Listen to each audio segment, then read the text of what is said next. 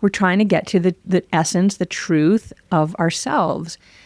And if you've got that fear that your authentic self is going to be criticized or canceled or made fun of, I don't know if we've talked about shame yet, but that is one of the hugest motivating emotions in the world and one of the worst to experience. And if someone's ridiculing you on social media in like the viral world, it's horrible.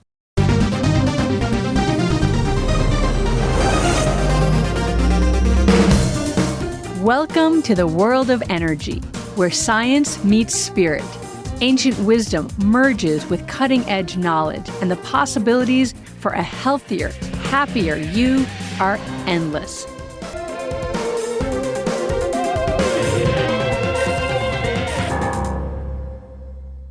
Hi, everybody. Lauren here with Blaine, and welcome back to another episode of Energy Works. And this is kind of a fun topic that we're going to talk about today. It's sort of a little bit about self-consciousness, and not in the self-study yogic tradition of self-consciousness, the Svadhyaya lineage of self-consciousness. This is sort of more of the Western, oh no, I'm self-conscious about something and feeling not great about it. And it came about because, well, for a lot of reasons, but it kind of came to a point where we decided to do a podcast about it.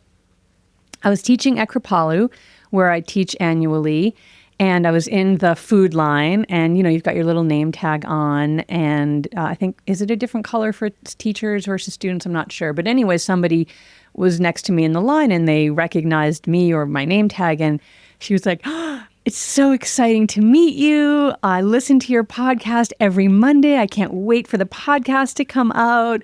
And she just kind of went on. And then I was like, "Oh, thank you." And we got our food and separated and went to where we were going.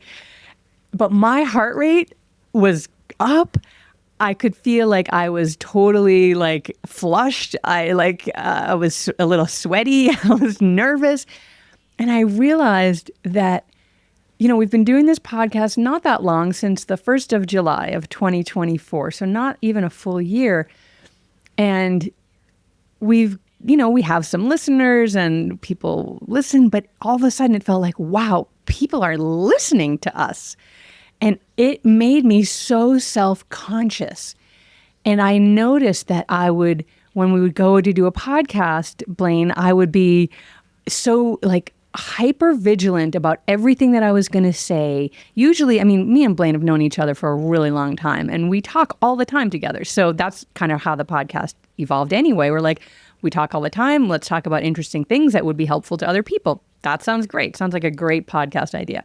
But then all of a sudden I was like, people are listening.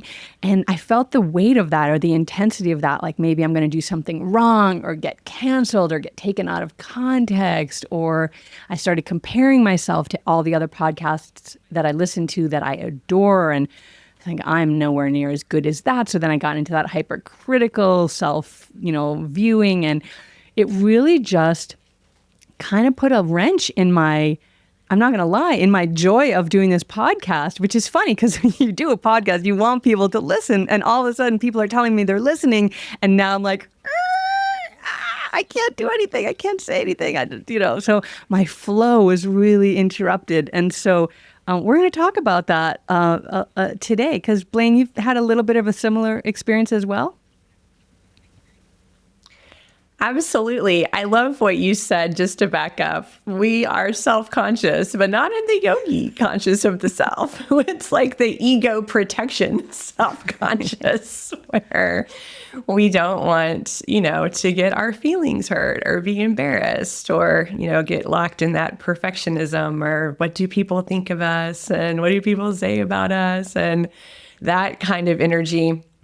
And absolutely, I think we've talked before. I wanted to have a podcast for a long time before I found you to be my podcast partner, because I did want it to be with a partner, but also to get up the courage to even take one single step, researching how you do it. What kind of equipment do you need? What kind of help do I need from someone to get the technology set up?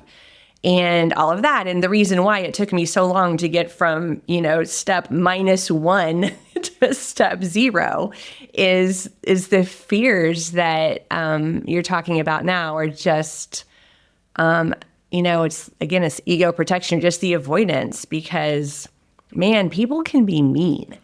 And I think especially since the pandemic and cancel culture and a lot of things have happened, there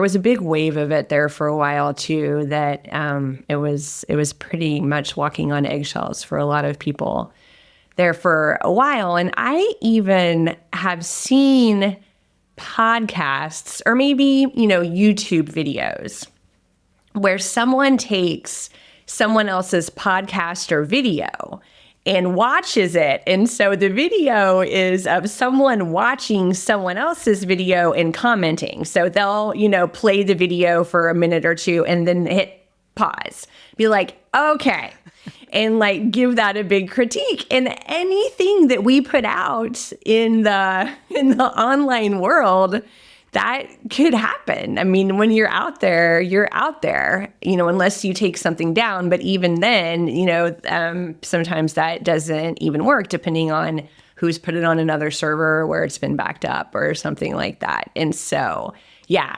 100%.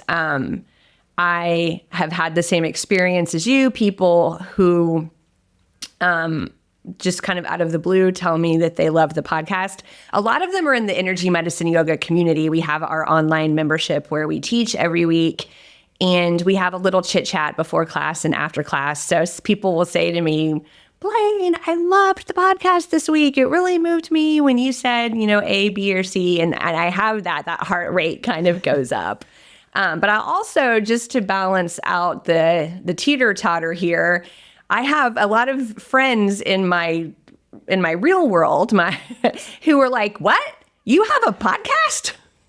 And so that gives me a little bit of balancing out. Like, yes, I do. That is so funny. I have the same thing too. Like, because I don't really tell a lot of people, like, IRL, right, in real life, where I what I do at all, right? And so sometimes we'll go out to an event or something, and somebody, that's people, what they ask is, "What do you do?"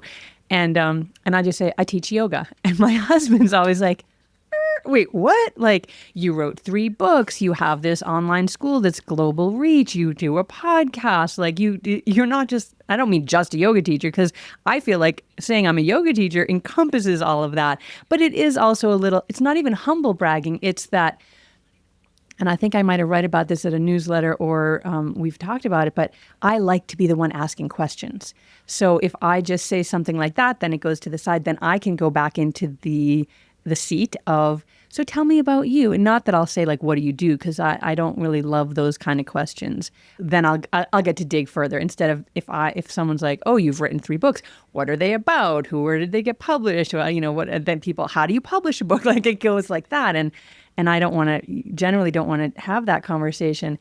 But what you said before, because we talked about this with the mean voices in your head, we've talked about this same thing, this sort of self-consciousness of putting something out there. And I mentioned how I introduced the Sebastian Younger podcast and how I just still cringe when I think about that intro, even though it's one of the favorite podcasts that I've ever done. It was so phenomenal.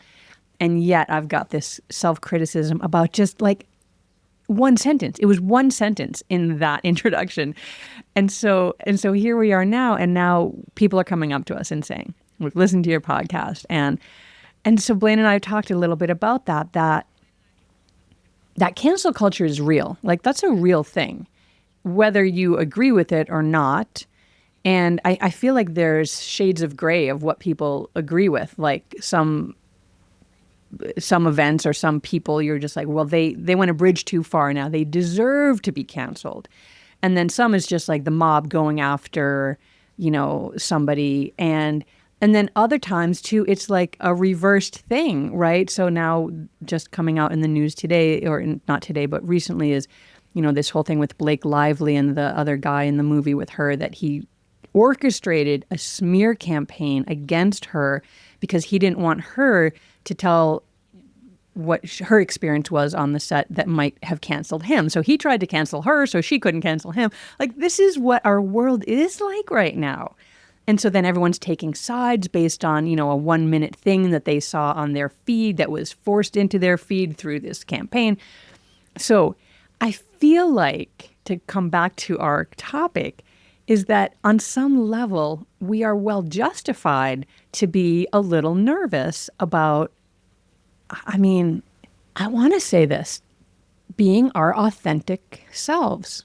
Because this is what we do in EM yoga. This is what we teach. This is what we do. This is what we strive for. We're always stripping away the layers of, are we allowed to swear on this podcast? I think we can say whatever we want. Okay. So stripping away the layers of like the bullshit or the crap, it's like we're trying to get to the essence, the truth of ourselves. And if you've got that fear that your authentic self is going to be criticized or canceled or made fun of, I don't know if we've talked about shame yet, but that is one of the hugest motivating emotions in the world and one of the worst to experience. And if someone's ridiculing you on social media in like the viral world, it's horrible. And so I feel like I've like reeled back a little bit of my authentic self because of that fear. Ugh, even saying that out loud sounds horrible. Yuck. Huck tooey. Yeah, I feel like I do a little bit of that too. Maybe like 1 or 2 steps back from the full authenticity. And the subject we talk about, is not everybody sees the world through the lens of energy. And so I think that it can, if someone wanted to pull things out of context and make it all sound loony or whatever, like it probably, for someone who is skilled at doing that, they wouldn't have to try that hard. Even YouTube. So when people put in YouTube comments, I don't know if you saw this one, Lauren. So YouTube will often, they just post the comment. But YouTube has a little filter that if they think maybe it's disparaging or negative or something like that, they put it in pending.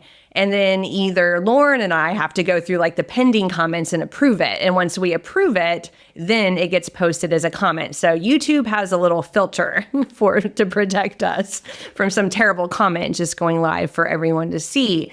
And someone wrote, it was something like, woo, woo, like WOO, like woo, woo. I love the woo. Bring on the woo. What we need in this world is more woo.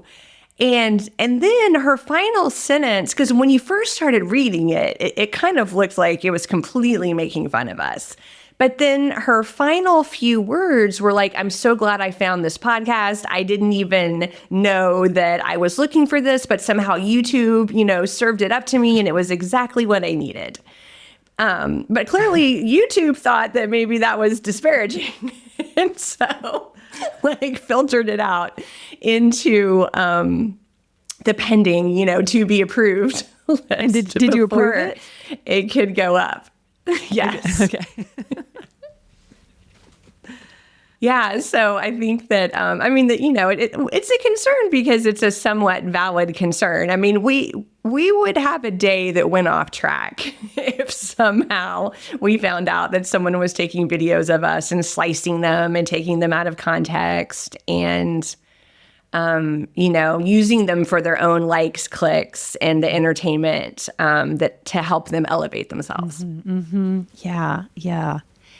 I didn't even think of it that way, to help them elevate themselves. I sort of was thinking it more to denigrate us. Either way, it's it's toxic and it's undesirable as an understatement. And, being humans, being creatures of this earth, I think it's really, it's hard to just ignore all that or avoid it or pretend it isn't true.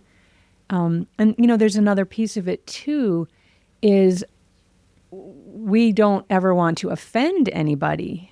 And the line of what offends people is also a moving target, right, all the time. And I remember I was teaching at Hollyhock one year, and I was sharing some energy medicine techniques. And, these are techniques that go back to the beginning of humans being humans. Like, this is how we evolved, is because we used our energy in ways of healing, and way before you could go to a hospital, there's ways that you can heal yourself using the energy of the body, and that was discovered by our ancient ancestors. And so a lot of these techniques are very ancient and old, and they've also been used in beneficial ways and in very not so beneficial ways, because energy is real and it's powerful.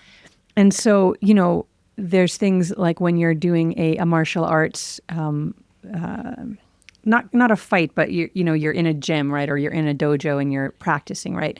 And there's things that you can do to bring the energy of your opponent down and to bring your energy up. And there's actually like movements that do that.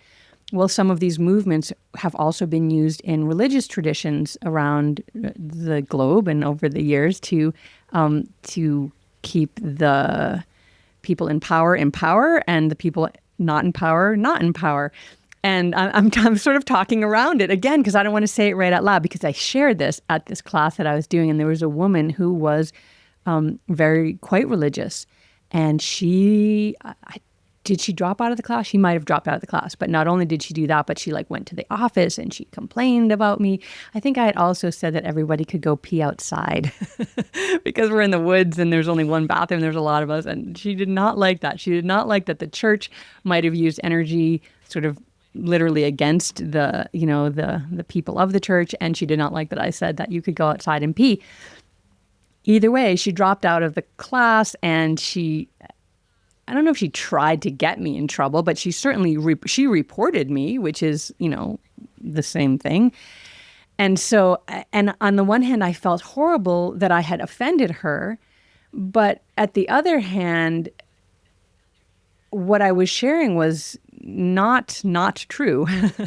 And so then it's like that line, like, of who you're, protecting isn't the right word. Anyway, I've kind of rambled a little bit, but all of this is like floating through my mind all the time. I don't want to offend anybody. I don't want to put anybody off. I don't want to hurt anybody's feelings.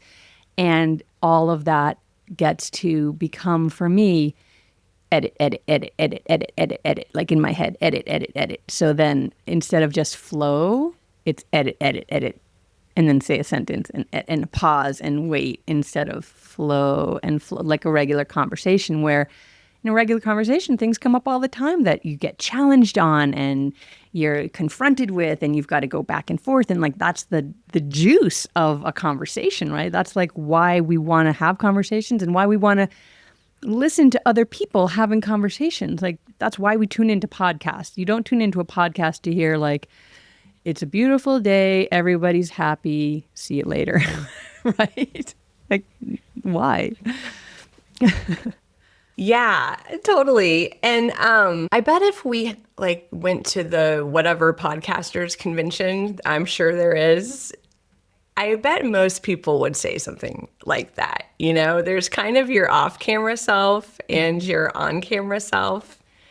And not that they're radically different, because I don't think either of us are very different. And plenty of our yoga students listen to this podcast, and I don't think any of them would say, wow, Blaine, you, the yoga teacher, talking to me live, and you on the podcast are like two different people. Yeah, I don't think anyone would say that. I think that, it's like 96, 97% the same, but there is a little bit of that, like where the brain being 2 or 3 steps ahead of the mouth, and just kind of, keeping that, versus sometimes things can fly out of the mouth if you don't have that going, that we don't want to have that here. But on the other hand, we can edit, and we have never, listeners, this is, I believe, episode 31, and we have never gone and edited anything out.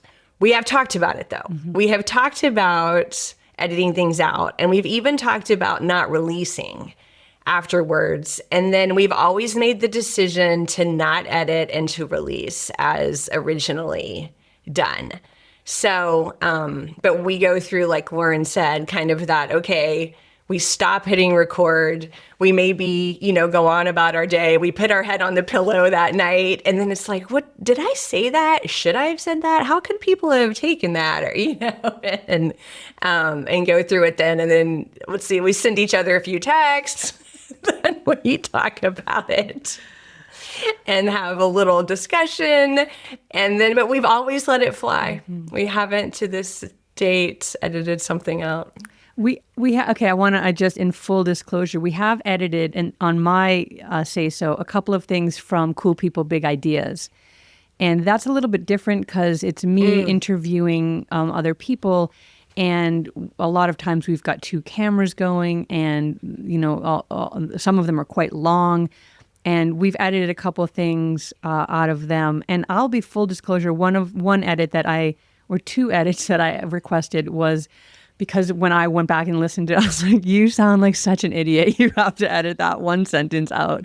And I feel like there's that piece of that not self-study, not svadhyaya, but what you said, the ego self there, that I do get caught up in I think a lot more in the Cool People, Big Ideas parts of these podcasts, because I'm interviewing some pretty heavy hitters, some pretty brilliant people in the world. I mean, Sebastian Junger, Rupert Sheldrake, Dan Millman, like these are big people in the world. And I want to be able to it's not about being their equal, but I want to be worthy of having this conversation. And by worthy, I mean intellectually. I want to be able to draw something out that's different. And these people on podcasts, not millions, but hundreds of times, certainly. Rupert said that he gets 30 or 40 requests a month or a week to do podcasts. So he's been on a lot of podcasts. And so my goal is always to bring something new to the table or different to the table. I don't want to just have the same podcast over and over again that we've all heard before. And so I'm really hard on myself. I do a ton of preparation, and then I try to let that go, and then I do the podcast, and then afterwards I call Blaine. I'm like, that was horrible. I was horrible. I can't believe I said that. And, I had this thing after, because I just interviewed Ann Hood, who is this incredible writer, wonderful person, good friend, and I feel like I didn't quite do her justice. And that's what it is, more than like for my own ego. It's my own ego in relation to them. Like I didn't elevate her in the best way that I could have, or anybody else on the podcast.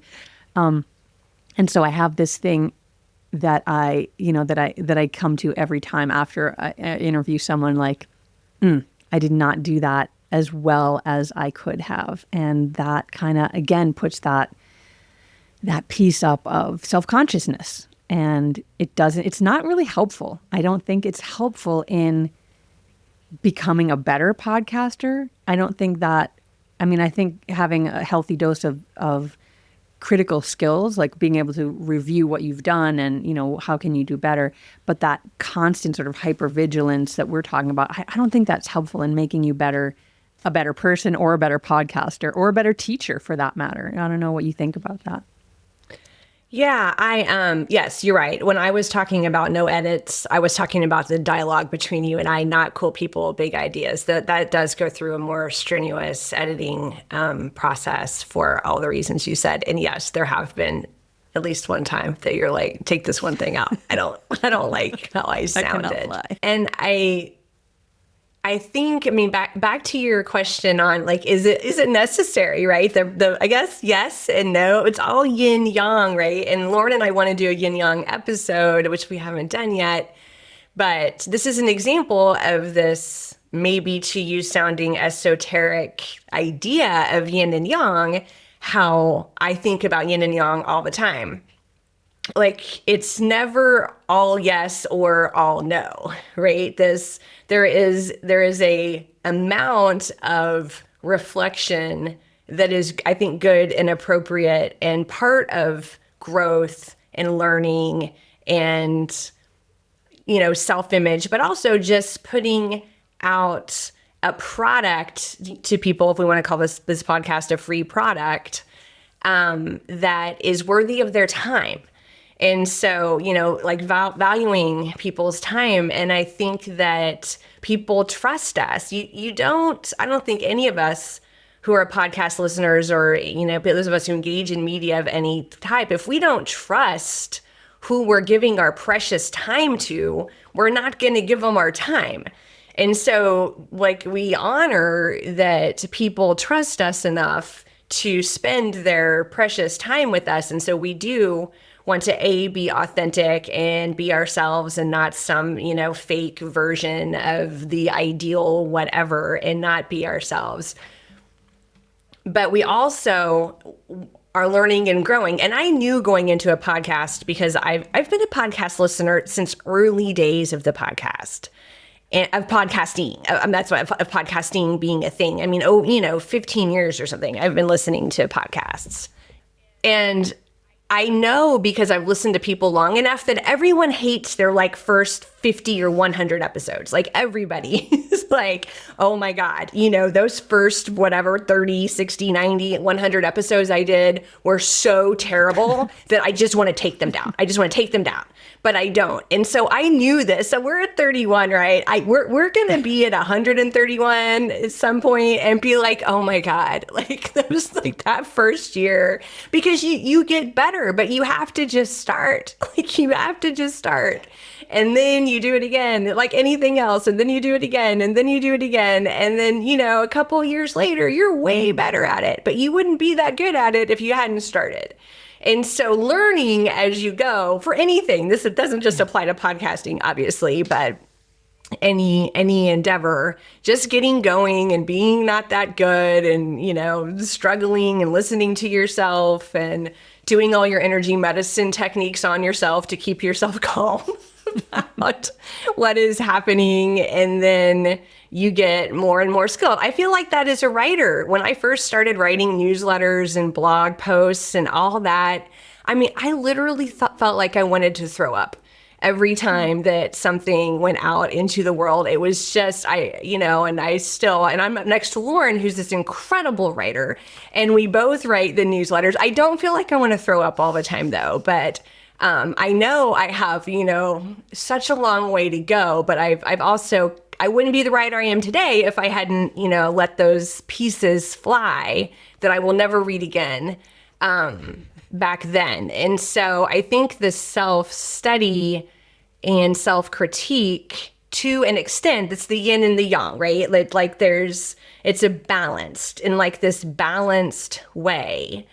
And you don't want to do it when you're having a terrible day, right? You want to come into a balanced place when you go through an exercise like that. And this, I think this applies to all the listeners, whatever, as you're, working and growing, and, it can be a relationship, it can be a creative endeavor, it can be a church project, it can be, whatever it is, that watching yourself and healthy critiquing yourself so you can always learn and grow. And people are watching you. And so then people are always watching us. And so then we can continue to role model for others. Yes, I love that. Yeah, the practice. Of course, that's the whole yoga. That is yoga. And it's something Dan Millman writes about too. I've been, I'm about to interview him, so I'm steeped in his work, and everything is difficult until it isn't. And by practicing, and then what was impossible becomes easy. And so I think there's a lot of validity to that. And I think that, we do want to get better. And so reflecting on what we've done is valuable. The part that I think is less valuable is that hypervigilance around being watched or being seen. And I hadn't thought about this till you just said that, you're always being watched. I remember, oh gosh, I hope my mom's not listening to this. She rarely listens to these podcasts. But she used to say to me all the time when I was younger, she'd be like, stop doing that. You're making everybody look at you, because I am a big person. I am a big personality. I am loud. I am flamboyant. I sing all the time. Like, who I am now is who I was then. Like, it's not, I was always big and loud and theatrical. Like, that was my roots, is theater. And so she would say that to me. And at some point, I don't know if I said it to her, but I had a epiphany in myself that they're watching no matter what. Whether you dress provocatively or you dress in Carhartts, somebody's watching you, right? So they, whatever that they is for you. And I thought, okay, I made this sort of thing in my head that if I stepped out of the car onto a piece of glass because I was driving barefoot, which I do. I don't think that's legal, but I do. Anyway, I stepped on a piece of glass and I, severed a vein in my foot, and I'm bleeding and I'm limping to the curb, and I rip off my scarf and I wrap it around my foot, and I'm limping and I'm dragging and I'm crying, and I'm like, I'm not doing that to gain attention, right? It's just something happened and I'm responding to it. And if a lot of people are staring at me, like, I am still just doing what I need to do to survive, which is wrap the foot, get some water, stop, all of those things. So I thought, well, what if I just did everything like that? Like, I am just doing what I'm doing. If you think it's crazy and off the wall, that's you. I'm just doing me. And I'm not doing me to gain attention. Like, although we sort of are doing this podcast to, I don't know if it's to gain attention. Maybe that's a different podcast. We're doing this podcast to share information to help people. And so that's our motivation.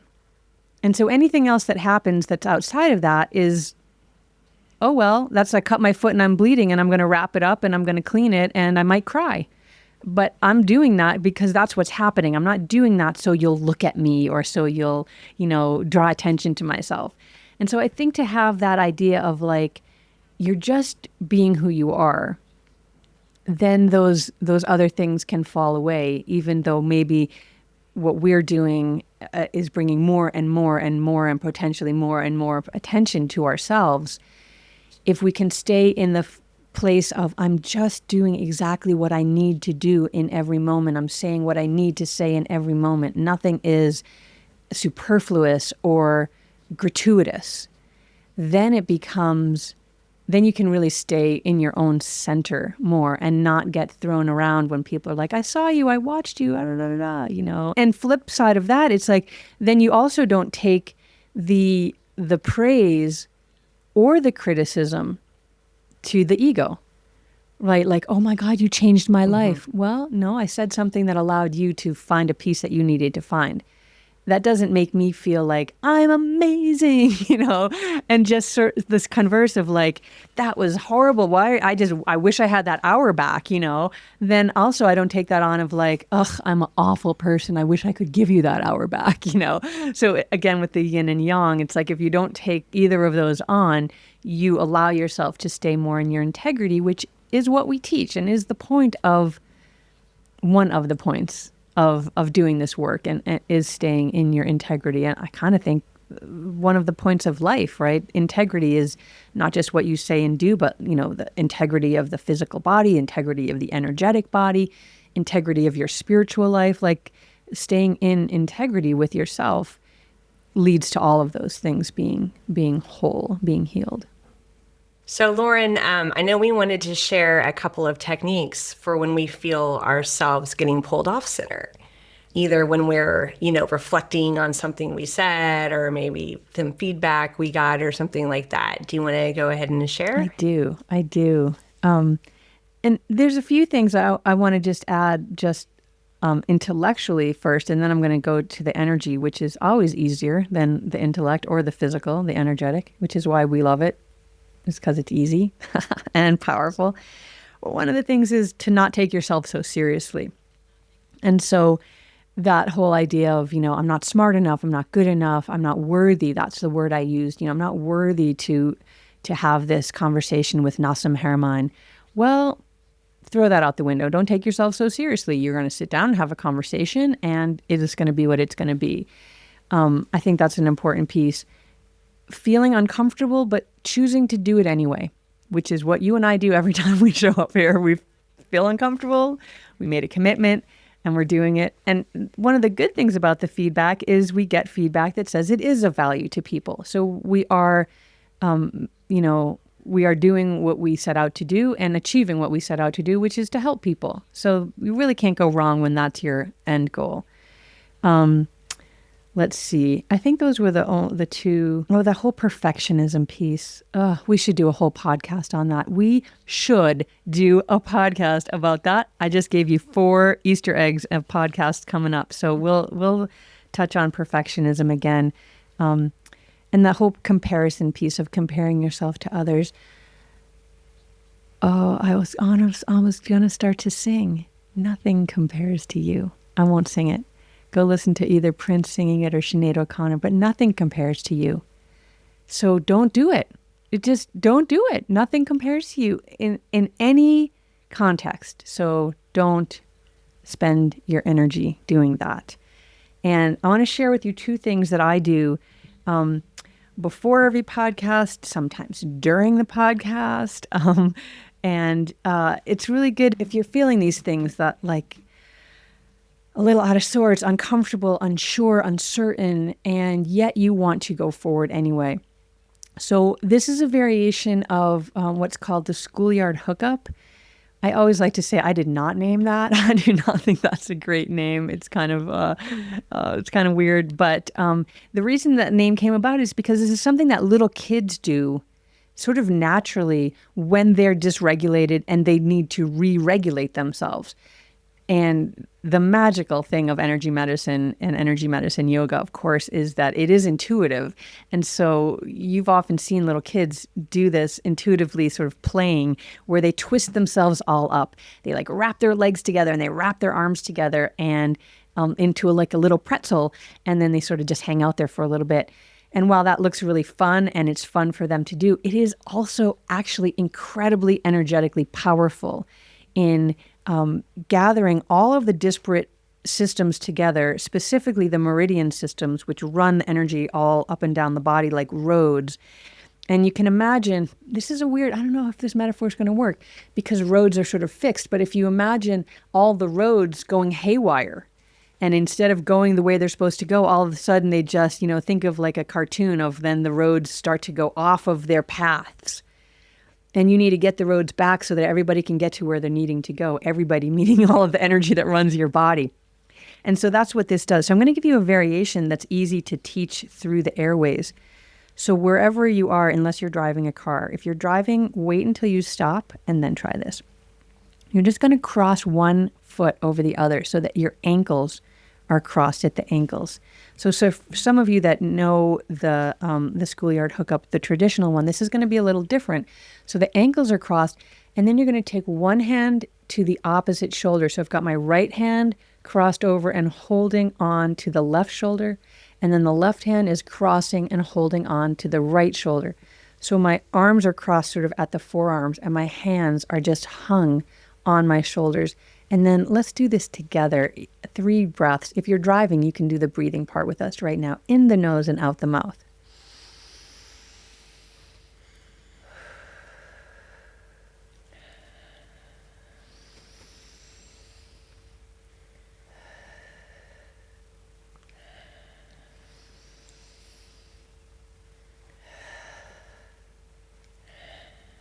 I feel so good. We're going to now switch it. So whichever arm is in front, so for me, my left arm is in front, I'm going to just take the right arm and now cross it so that the right arm is in front and I still have my arms crossed over. And now I'm just going to switch my feet.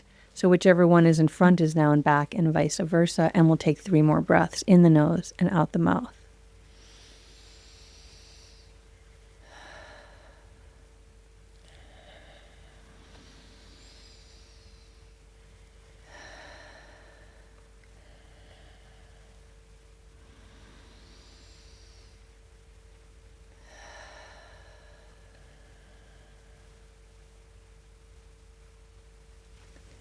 You can just release and just check in for a moment and see how you feel.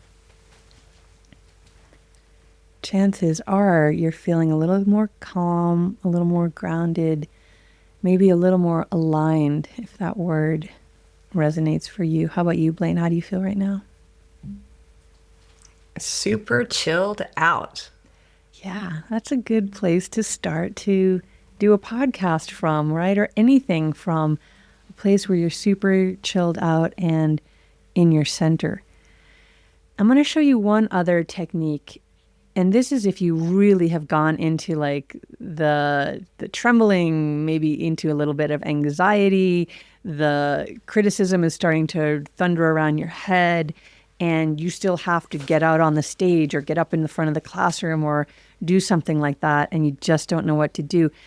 This is called the blowout. And it's literally, if you think about, you've got some gunk in the pipes in your kitchen, and you've got to like blow out that gunk so that the water can run down the drain. And this is exactly what that is. Or maybe you've got a kink in the hose, and so the water's not flowing through, and you've got to unkink the hose. And so we're going to exhale with the sound SH. Oh, I get to swear twice in one episode. It's sort of like shh, like you're getting the shit out. This is really what you're doing. You're getting all of those critical voices, all of that nervous energy, all of the self-talk, all of the stuff that is stopping you, inhibiting you from being your authentic self. You're getting that out.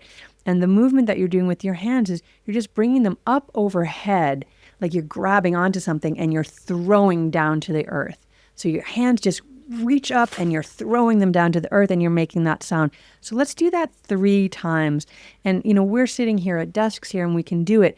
But if you are like standing up, it's really great to like get your whole body kind of moving in this. So you can do it small, you can do it big. Either way, you're going to get that junk out. So let's do it together. Inhale, reach up, grab the junk, and just throw it down. I'll do that 2 more times.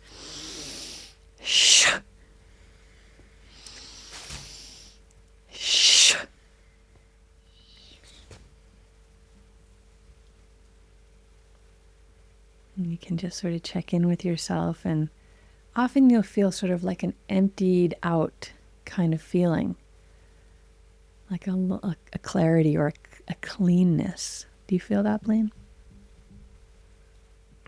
I do. I love the blowout. I have many applications for the blowout, but this is a really good one when you're just kind of in that agitated energy. Yeah. So there's 2 things that Blaine and I do all the time to get us prepared to come here and share with you ways that you can go easier through your days and not feel that you're under the microscope, or that you're being criticized or even praised overly, that you just get to do what it is that you do in alignment with your own values and staying true to yourself. No matter what the winds are blowing outside of you, you are staying really calm and centered and confident, really, with what you're doing in the world. So I think that's a piece too that you can bring forward when you let go of all of those other things. Because no matter how much nerves you have around things that you're doing, if you are stepping up and doing it, then you've got that confidence and to keep doing it. And so hopefully these 2 tools will help you find that space in yourself so that you can go forward and do your dharma and not be worried about anyone else's thoughts about you. You do you. And let them do them, and everybody is at peace. And if you feel helped by this podcast, we are trying to grow the podcast as much as we know that will put Lauren and I in future states of self-criticism. But we really are trying to grow the podcast. And the best way you can help us is to give us a rating and go in and give us a review or a comment. That really helps put our podcast in front of other people who could also benefit for us. So quick ask from me and Lauren to go give us a review, give us a comment, and we will see you next time. Thanks, everybody. Take care. Alrighty, Energy fans, that's a wrap on another positively charged episode of Energy Works. Lauren, this is the part where we get to use our energy puns. It's been electrifying, hasn't it, Blaine? We hope you've enjoyed it as much as we have. If you're feeling amped up and you want to keep your energy flowing, be sure to hit that subscribe button on your favorite podcast platform. And we'd love to hear from you, so please take a moment to leave us a review. Your feedback helps us continue to deliver content that resonates, so light up our inbox. And spark a conversation with your friends to tell them about us. And we'll see you next time on Energy Works.